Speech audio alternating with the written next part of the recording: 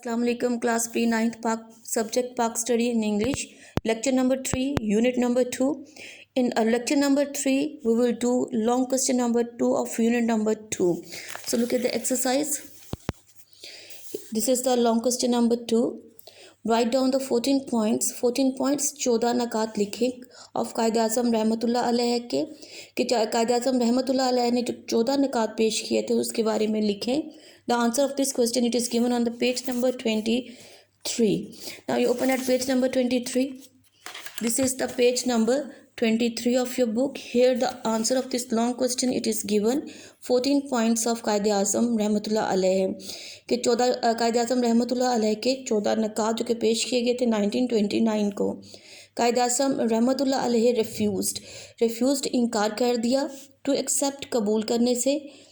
The Nehru report को कबूल करने से कायद-ए-आज़म ने इनकार कर दिया.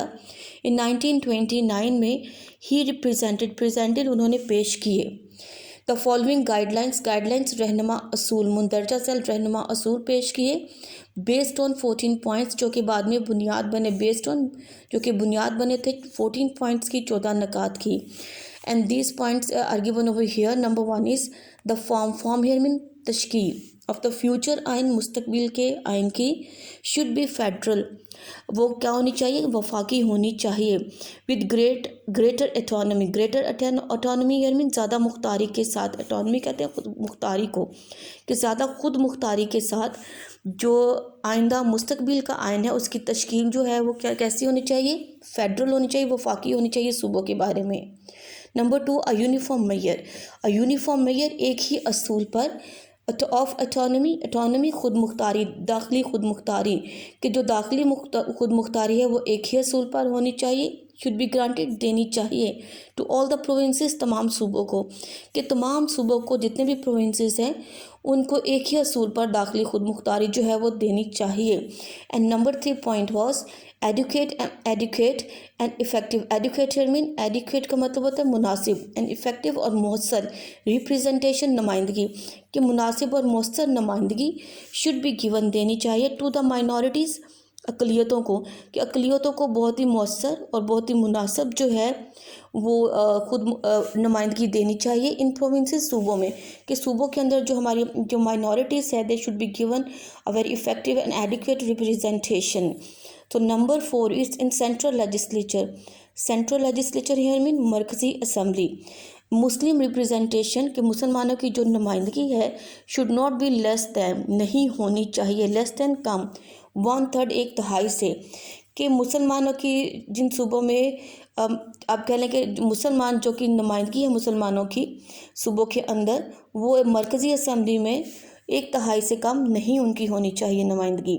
नंबर 5 द प्रिंसिपल जो असूल हैं ऑफ सेपरेट इलेक्शन जुदागाना इंतखाब के जो असूल हैं डेट शुड अप्लाई इनको लागू करना चाहिए नाफिज करना चाहिए टू ईच कम्युनिटी हर एक तबके पर कि हर एक जो तबका है उस पर जो अलहदा इलेक्शन का जो असूल है वो नाफिज करना चाहिए.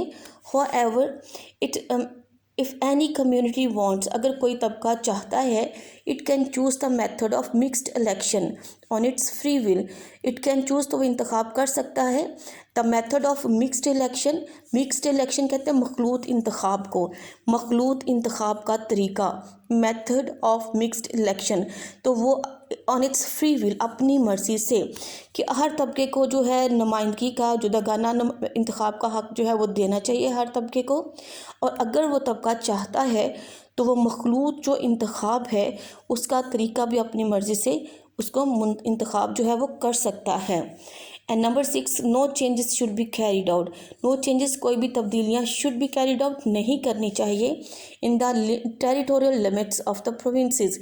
टेरिटोरियल लिमिट्स कहते हैं इलाकाई हदूद में ऑफ द प्रोविंसेस सूबों की कि जितने भी प्रोविंसेस या सूबे हैं उनकी इलाकाई हदूद में जो है वो तब्दीलियाँ नहीं करनी चाहिए ऐसी विच में इफ़ेक्ट जो कि मुतासिर करें द मुस्लिम मेजॉरिटी मुसलमानों की अक्सरियत को जो कि पंजाब में रहती है बंगाल में या फिर NWFP प्रोविंस में रहती है.